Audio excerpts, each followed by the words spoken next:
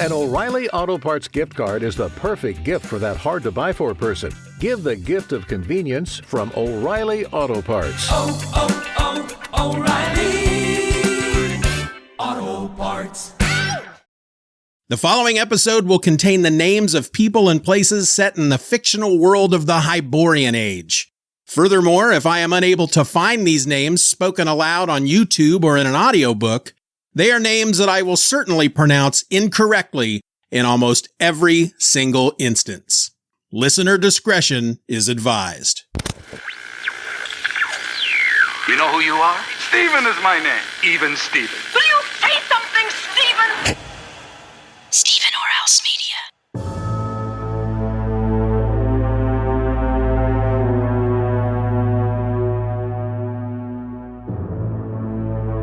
Imagine that it's the Hyborian Age, and you're a Turanian soldier, part of a troop sent forth into the desolate hills where barren rock and jagged boulders dominate the landscape.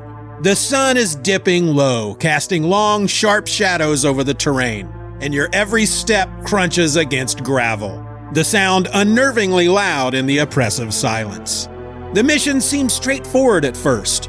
Quell a band of rebellious hillmen who dared to defy Turan's might. But the enemy knew these hills better than you or your comrades ever could. The ambush came swift and merciless, their war cries echoing off the rocks as arrows and spears rained down from unseen heights. Men fell before they could even draw their weapons.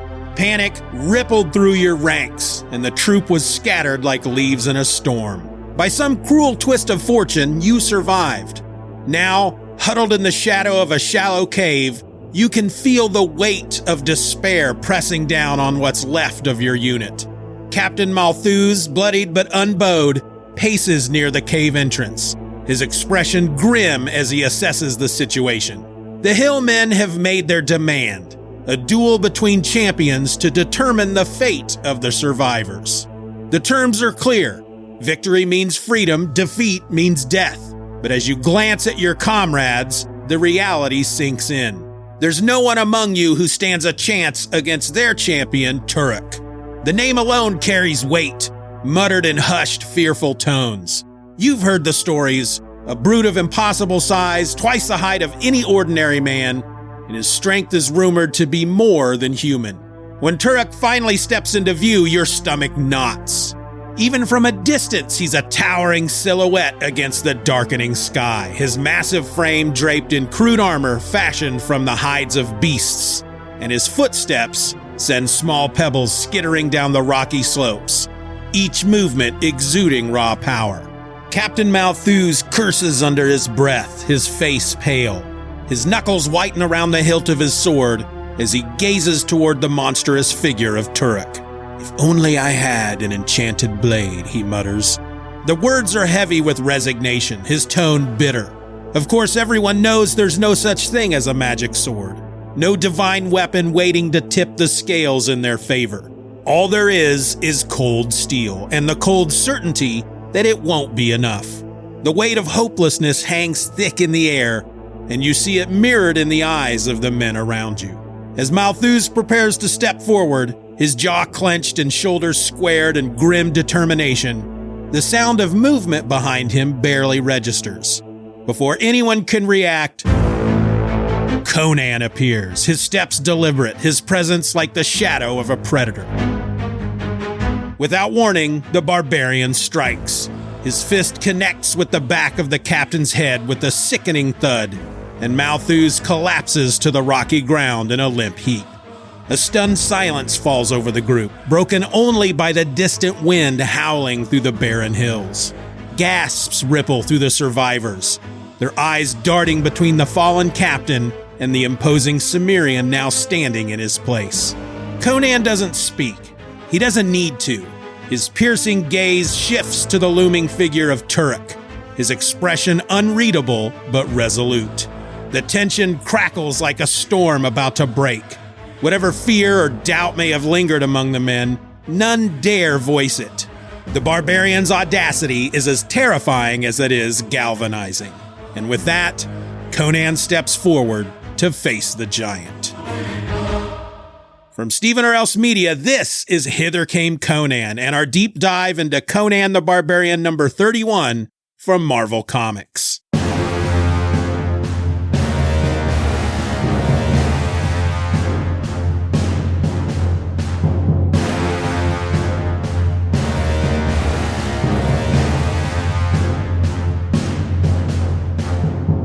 Hello and welcome to Hither Came Conan, the podcast that spends at least 30 minutes every night before bed sharpening its sword. You know, just in case. Just in case what? I have no idea. You ask me, I think the podcast is a little paranoid. I'm your host, my name is Steeven, and frankly, I could probably spend an hour or more every night sharpening a sword, you know, just sitting there in front of my TV watching my shows and sharpening my sword. Sounds actually quite relaxing. Of course, I have no idea if spending so much time each day doing all that sharpening is either good or bad for the sword. I mean, on the one hand, that sword is going to be sharp like a frickin' razor, right?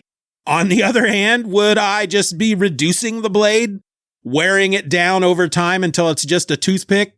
I don't know. No idea. You know who would know, though? Conan. Conan would know.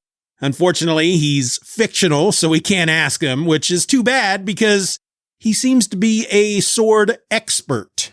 And speaking of Conan and swords, in today's episode, we're going to be looking at an issue that deals with an incident in Conan's past and his encounter with a magical, one might even say cursed sword. It's all here in today's issue, Conan the Barbarian number 31.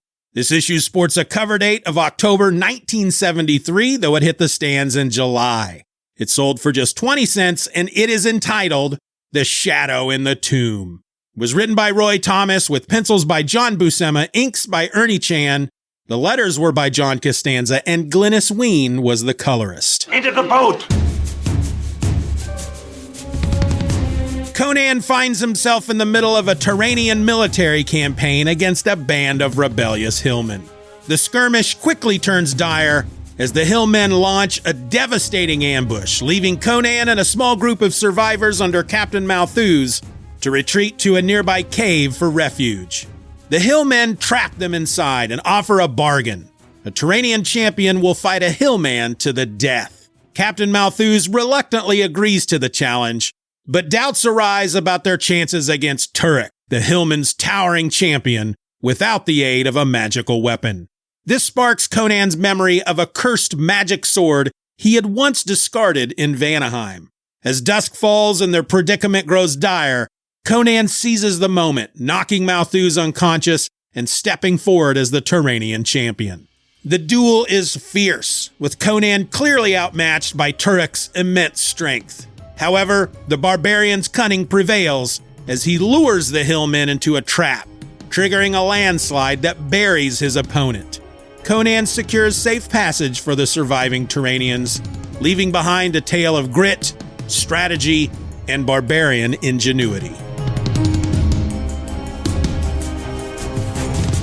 All right, so in Barbarian Life, a literary biography of Conan the Barbarian, Volume 1, Roy Thomas tells us that in 1973, he had Marvel's lawyers hard at work securing the rights to adapt the Conan stories written by L. Sprague de Camp and Lynn Carter, as well as Bjorn Nyberg, who was a Scandinavian co-author of a few of those Conan tales.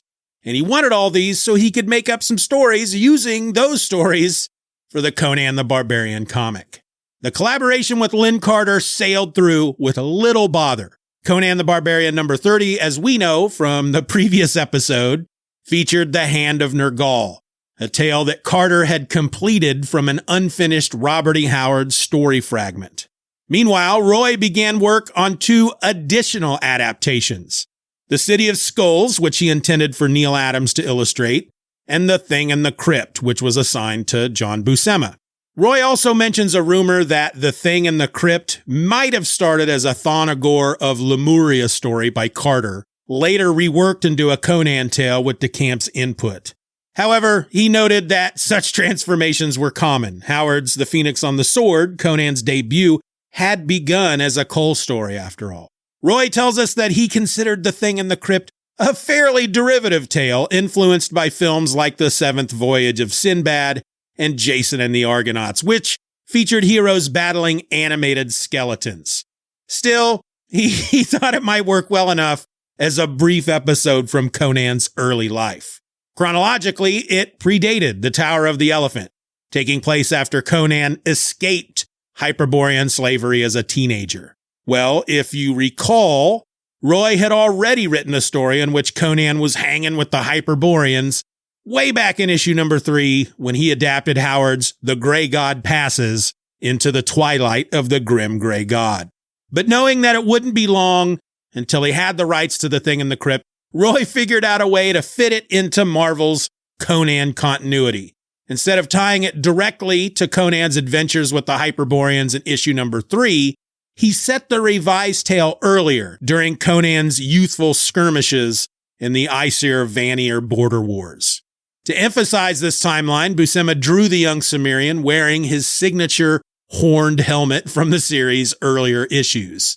And so, by the time Roy gets to Conan the Barbarian number 31, he had planned to present The Thing in the Crypt as a flashback within a larger story.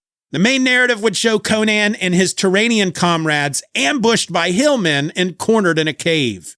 A remark about a magic sword would prompt Conan to recall the events of The Thing in the Crypt, where he had claimed a blade from a mummified skeleton, inadvertently awaking it in the process. Buscema had already completed the first 4 pages of the story when the plan hit a bit of a snag. DeCamp wasn't quite ready to approve any comic book adaptations of his Conan work. He had some reservations that, well, Roy never did find out what they were. Regardless, DeCamp's waffling forced Roy to make a bit of a change. Rather than a flashback in which Conan finds a magical sword and has to battle its skeleton/mummy guardian, he instead writes a flashback in which Conan finds a magical sword and is then forced to do battle with his own shadow, which had been a suggestion from Roy's then-wife, Jean. And that, folks, is how we get this issue. An almost adaptation of The Thing in the Crypt. Now, eventually, DeCamp gave his approval and Roy did adapt The Thing in the Crypt, but that wasn't until 1978 with issue number 92 of Conan the Barbarian. So it's going to be a bit before we talk about it. Until then, folks, get your brains ready, because we's about to dive.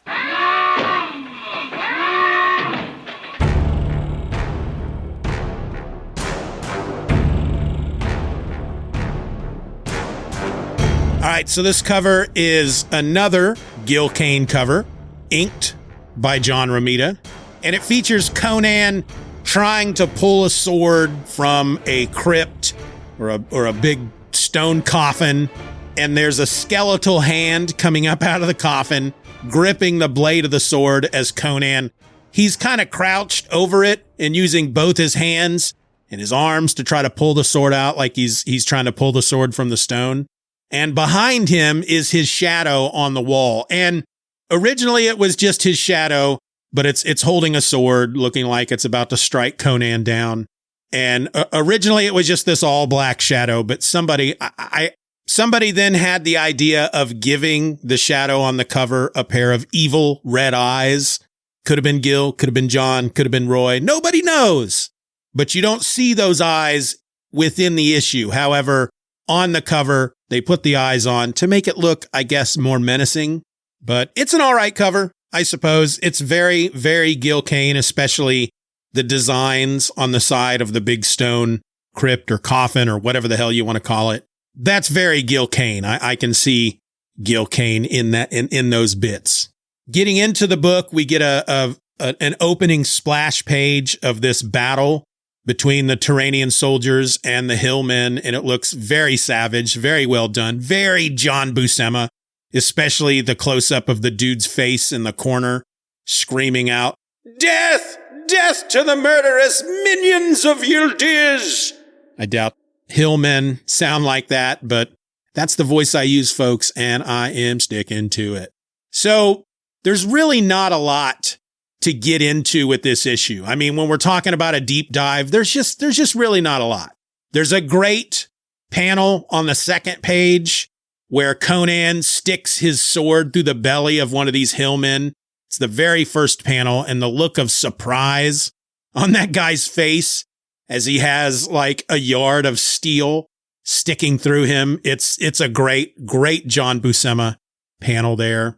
But the battle is not going in the Turanians' favor, and the captain, Malthus, he orders everybody into a retreat to fall back onto the slopes. The captain seems to be, I don't know if he is new to this rank, if this is one of his first expeditions, but he seems very, they describe him as being very into it. He's very excited about getting out there and, punishing these hillmen. And he is, he's of noble lineage. And so at first you kind of assume that maybe these soldiers don't take him very seriously, that he's not a great captain. He's too well bred, I guess, and maybe a bit of a coward. That's kind of the first impression that you get. But they quickly turn that back around to say that Conan quite likes the captain. He admires him to a certain extent because he's not a bad man. And there's even a point where the captain, when he calls the retreat, he sends everybody up into the hills. One of the soldiers protests. The hillmen are going to know these hills better than us. But the captain points out that, first of all, that's an order and you have to follow my orders. And secondly, there's a ravine up ahead where once they're into it, the hillmen can only follow through one at a time. So it kind of evens the score that way. They're just taking men out one-on-one. And Conan, of course, is in the rear, and he is kind of holding off this horde of hillmen right there at the entrance to this ravine. So it's just Conan killing men one at a time. But the captain comes back for him, tells him that, you need to come with us. Because as much of an ass kicker as you are, you're not going to do us any good if you end up getting killed. So Conan agrees. They make their escape. They make their way through like a field of these rocky outcroppings and just it's like giant stones balanced atop columns of stone. They look very precarious. They look like they could fall at any moment if they make the wrong step and accidentally bump into one of these columns, then all these giant boulders will fall down atop them and kill them. And that is a bit of foreshadowing. We're going to remember this spot, because it's not far from the cave where they end up taking their rest to try to recuperate, to try to regroup, lick their wounds, and get ready for when the hillmen come and attack. Rather than attack, however, the leader of the hillmen, Hobar, which sounds a little too close to Hothar of the Hill People, an old SNL sketch. I'm sorry, did I say Hothar? I meant Lothar. Y'all knew that, right? Lothar of the Hill People, not Hothar. I'm thinking of Hodor, but it's Lothar. Anyway, here's the bit that I am just itching to play and yet can't seem to get to it. Here you go! I am Lothar of the Hill People. Much have I seen and much have I done. Join us, will you not? For I am Lothar of the Hill People. Wasn't that fun? Anyway, Hobar, he calls up to the Turanians and he offers them a way out. He says if their champion will fight the champion of the hillmen, this giant of a man named Turek, well, if they fight and the Turanian champion wins, then the Turanians can go free and no one else has to die. If Turek wins, however, well, it's not going to be good for the Turanians. We'll just put it that way. Hither Came Conan will return after these messages. Remember the magic of Saturday mornings? A time when waking up early wasn't a chore, it was an adventure. Those hours were sacred. A weekly ritual that pulled us into worlds of animated heroes, villains, and endless possibilities. Hey folks, I'm Steeven, and I want to welcome you to my new podcast, Growing Up Geek, a temporal odyssey through the geek-centric cultural zeitgeist of my youth. From the 70s through the 80s and on into the 90s, we'll explore the movies, the music, the books, the comics, and the TV shows that shaped my childhood and made me Well, me. In our first season, we're diving into the golden age of Saturday morning cartoons, the history, the magic, and the cultural impact these shows had on a generation. So grab your cereal, settle in, and let's relive those iconic Saturday mornings together. Whether you're a lifelong geek who lived for those Saturday morning lineups, or someone curious about the cartoons that defined a generation, Growing Up Geek is the show for you. So subscribe now to make sure that you don't miss a minute of the fun, nostalgia, and stories that defined our weekends. You know, when we were growing up geek.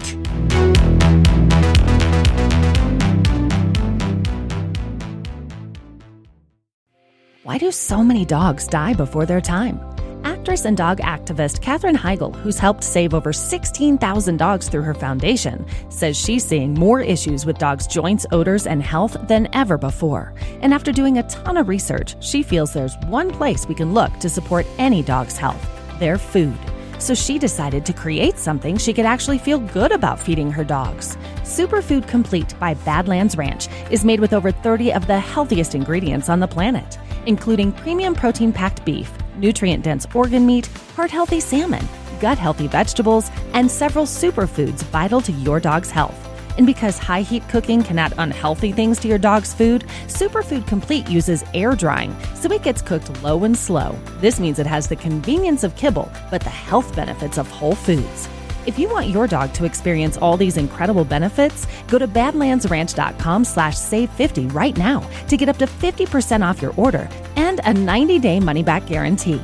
Again, that's BADLANDS ranch.com/save50 today. All dogs are unique. Your dog's results can and will vary. And now back to Hither Came Conan. Malthus agrees, and as they wait in the cave, because the battle is going to be at sundown, so as they wait till sundown, that's when Malthus, as he's looking down at this giant Turek that he has to fight, he wishes aloud that his blade was an enchanted blade, that he had a magic sword. But he says that there's no such thing as a magic sword, which is too bad, because he really could use one against this giant of a hillman. The mention of a magic sword, however, has Conan thinking back. It has him getting all nostalgic, and he's remembering his days. It doesn't seem that long ago when he was with the Icer fighting the Vannermen, and we get this bit of art here from John Buscema. He draws Conan in that, I guess, costume that he was wearing basically in issue 1. He's got the horned helmet. He's got the 3 discs hanging around his neck. He's got his little fur trunks, all that stuff. And John Buscema almost gives him a Barry Windsor Smith kind of look. He slims him up a little. You know, Barry Windsor Smith's Conan was muscular, but kind of a slim, muscly guy, if that makes any sense. He's more of just a toned, fit dude. And that's how Buscema kind of draws him here. So Conan's remembering back. He's running from some Vannermen. He hides. He escapes being caught. And then he is attacked by a bear. He kills the bear, and they both fall into this underground chamber. Now, the bear, I should say, if you remember issue number 2, think way back to issue number 2, the Lair of the Beastmen. When it opens, Conan is standing over the dead body of a giant beast man that he has just killed. Originally, that was supposed to be a big bear. And Marvel, the folks at Marvel, Stan or somebody made him change it. They wanted a beast man right there front and center.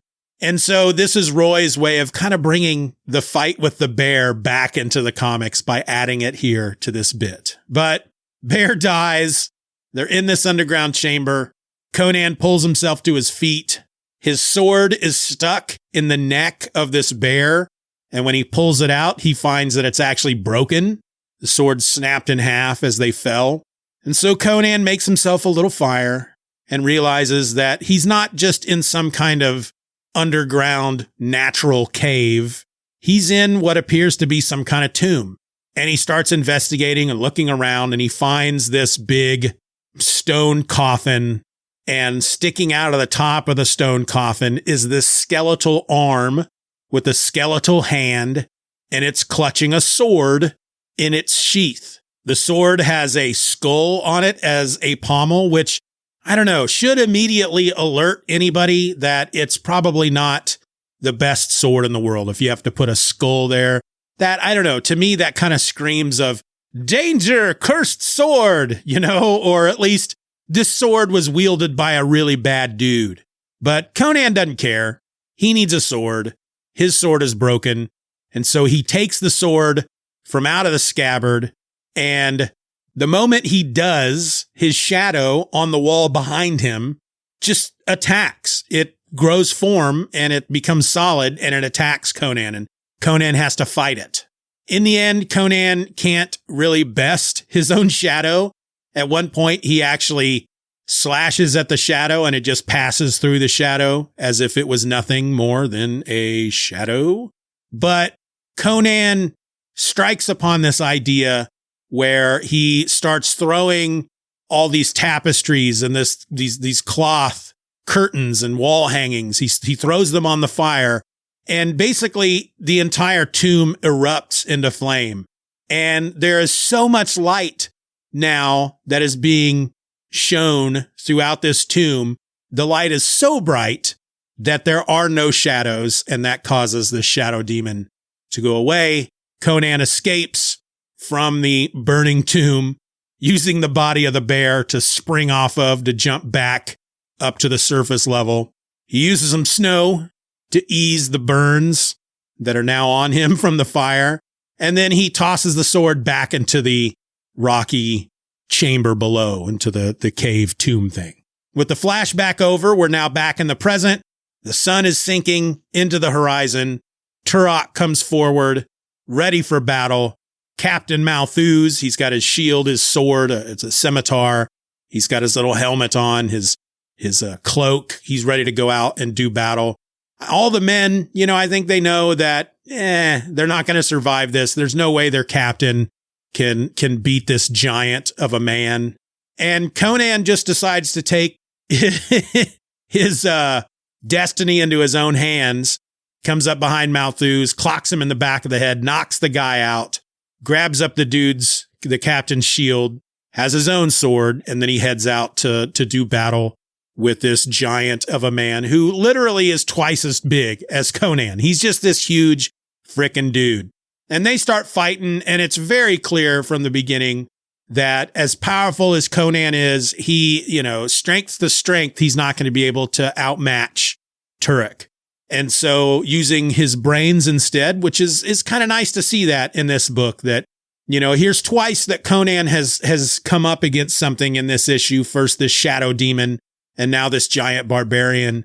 He can't use his brawn and his skill with the sword to win the day. So he has to use his brains. And so he lures Turek into that field of rocks where there were these giant boulders perched upon columns, and it was a very deadly looking place. And Conan throws his own sword at one of these precariously perched rocks, and everything just starts falling. Conan leaps away so that he is not buried under all this rock, but of course Turek is. And the hillmen are as good as their word, and they let the Turanians go. And the hillmen just kind of slink off into the night while Conan and the Turanians take off in their own direction. And as the issue ends, we see Turek's hand come out. It's sticking out after all these boulders and junk fell on top of him. The only thing that we can see of him is his hand sticking out from under one of these boulders, and the hand is clutching a sword.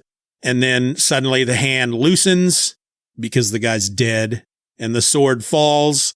And as the sword hits the ground, we see that it is the very same cursed sword from Conan's flashback, the sword with the skull on the pommel. And there's a little bit earlier where Conan's kind of wondering if he had held on to that sword, would it have made this battle easier? Would he have been able to just cut the dude down and win? And then we learn here at the end, no, because the other dude had the magic sword and he lost. So it's kind of a nice conclusion. I mean, again, not a lot happens. There's not a lot of big, deep philosophical wonderings and whatnot within this issue. There's not a lot to dive into too deep, but I really like this idea that Conan twice in this issue has to use his brain over his brawn, and that wielding a magic sword doesn't mean jack, especially if you're going up against Conan. It was a good story. It was a good issue. I mean, we're kind of at this area, or these stories now are just kind of, I don't want to use the term generic. They're Conan stories. They're fun. They're not earth-shattering. They're not defining the genre. They're not changing the genre. They're not doing anything anything more than what you would want these Conan stories to do, which is just to tell fun little tales of this barbarian getting into adventures. And that's what happened here. And here's something that I could point out that we haven't seen yet, I don't think. Well, I don't want to say we haven't seen it yet, because we have seen covers with just Conan on them. But this is another one. They didn't stick a girl in this issue, and they didn't stick a girl on the cover, which hasn't happened very often. I can think of one off the top of my head that had Conan on the cover, and that was it. No girls, no damsel in distress. And I'm fairly certain that one probably had a girl within the issue, but this one has neither. No girl on the cover, no girl in the issue, just Conan fighting against a bunch of other barbarians with his civilized comrades in arms, however you want to say that. But there are a couple of moments, or at least one moment that I can recall, and I think it was Malthus himself. He refers to the hillmen. They're in their cave and they're hiding, they're waiting. I guess the hillmen have approached to make their offer, and Malthus refers to them as unbathed barbarians. And then, of course, he looks at Conan, who's just kind of sitting there on the cave floor, and he tells him, no offense, Northlander, because Conan would be an unbathed barbarian. But that's it. That's the issue. That is all I have to say about Conan the Barbarian, number 31, The Shadow in the Tomb. What'd you think? Did you enjoy it? I had fun with it. How about you? Anything you want to add? You have any deeper insights? Did I get something wrong? Did I miss something? Is there something that you're like, why didn't you talk about this? Let me know. Feedback at hithercameconan.com. And who knows, maybe I'll read it out on a future episode.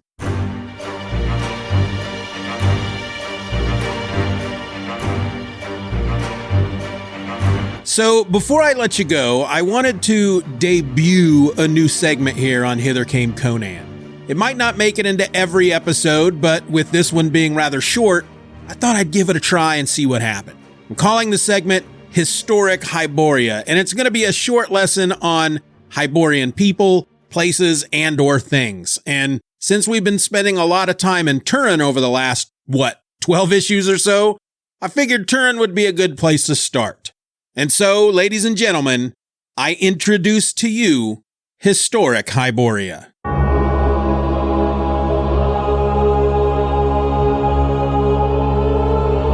Turan, one of the most fascinating and expansive empires in the Hyborian Age, was founded by adventurous Hyrcanian settlers. These pioneers ventured westward, settling the shores of the Viliet Sea, and over time, their modest state grew into a dominant empire. The Turanians always retained pride in their Hyrcanian heritage, and their cultural and military legacy reflected this deep connection to their origins. By Conan's time, Turan was a place of aggressive expansion, asserting its dominance over vast swaths of land. Its influence extended across many neighboring regions, with the rulers of Brithunia, Shem, Koth, and Zamora paying tribute to their eastern overlord. The reach of Turan's military ambitions wasn't limited to these territories. Its armies challenged the borders of Corinthia, Hyperborea, Nemedia, Ophir, Stygia, and even Vendaia.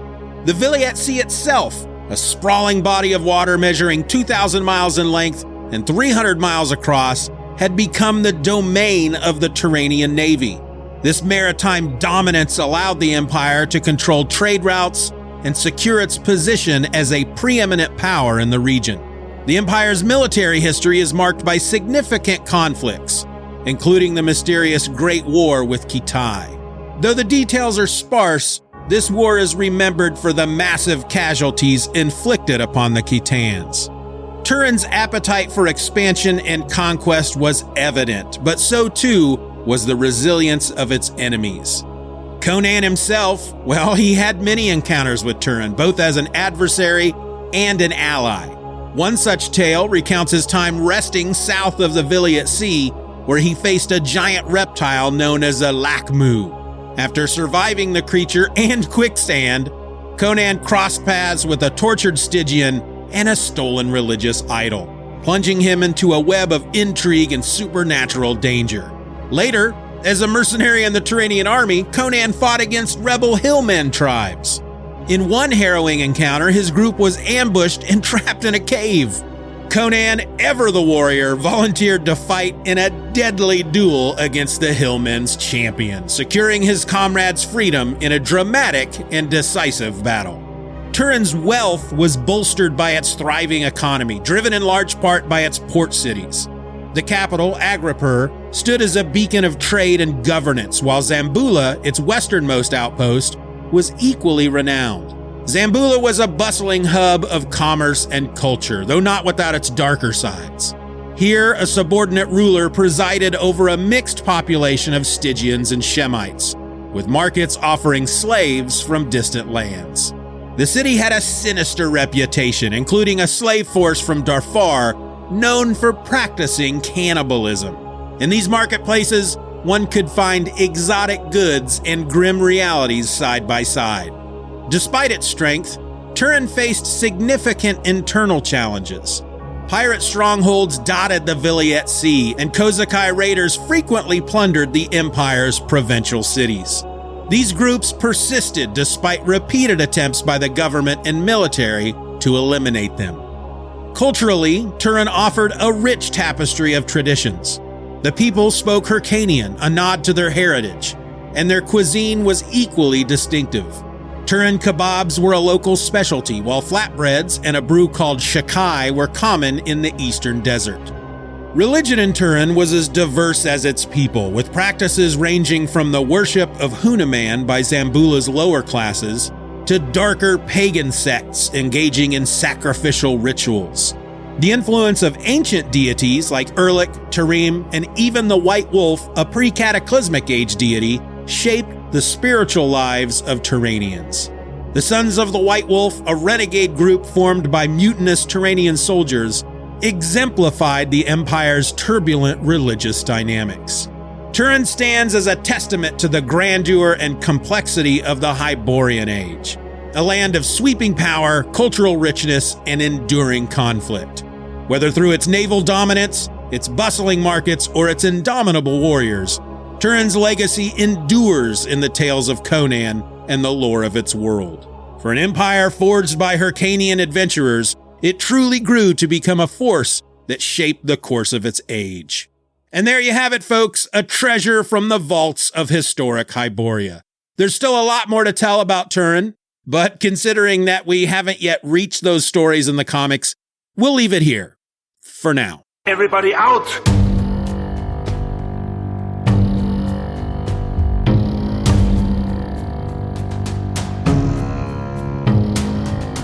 Next time on Hither Came Conan, our hero finds himself in the mysterious city of Wen Tangri, where flames whisper warnings, stolen gems summon deadly vipers, and danger lurks in every shadow. Chased by soldiers, betrayed by magic, and lured into the watery depths of a monstrous trap, Conan must summon all his strength and cunning to survive a city ruled by sorcery.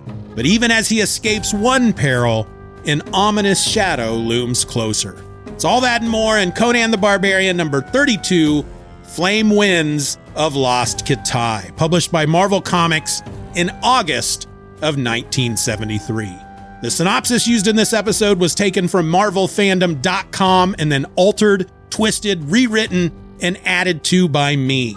The information used in this episode comes from Wikipedia, along with Mike's Amazing World of Comics at Mike'sAmazingWorld.com, and the book Barbarian Life, a literary biography of Conan the Barbarian, Volume 1 by Roy Thomas, which you can get now at SumerianPress.com.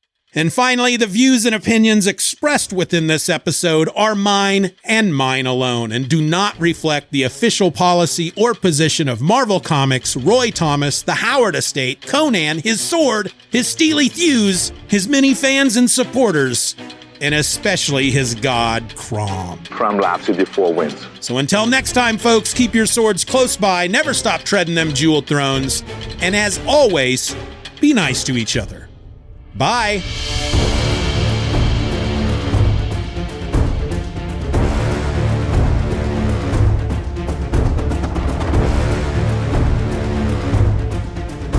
I want to thank you for listening to this episode of Hither Came Conan. Questions and comments can be directed to feedback@hithercameconan.com.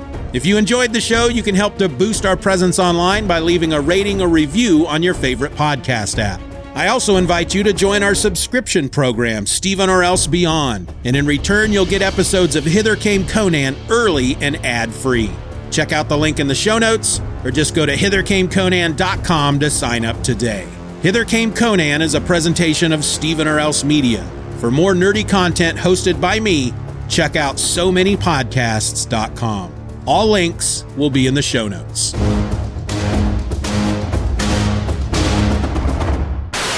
Turan, one of the most fascinating and expansive empires in the Come on.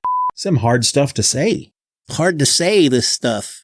Religion in Turan was as diverse as its people, with practices ranging from the worship of Hunaman by Zambula's blower poopies.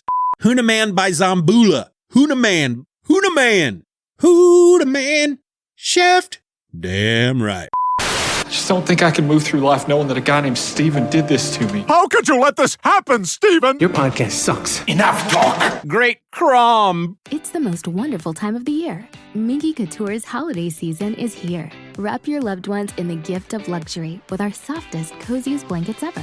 Perfect for movie nights, chilly mornings, or those magical Christmas Eve moments. From kids to grandparents, there's a Minky for everyone. Shop our exclusive holiday collection now, in-store or online at minkycouture.com. But hurry, Santa's favorites won't last long. Minky Couture, making your holidays merry, bright, and oh so cozy.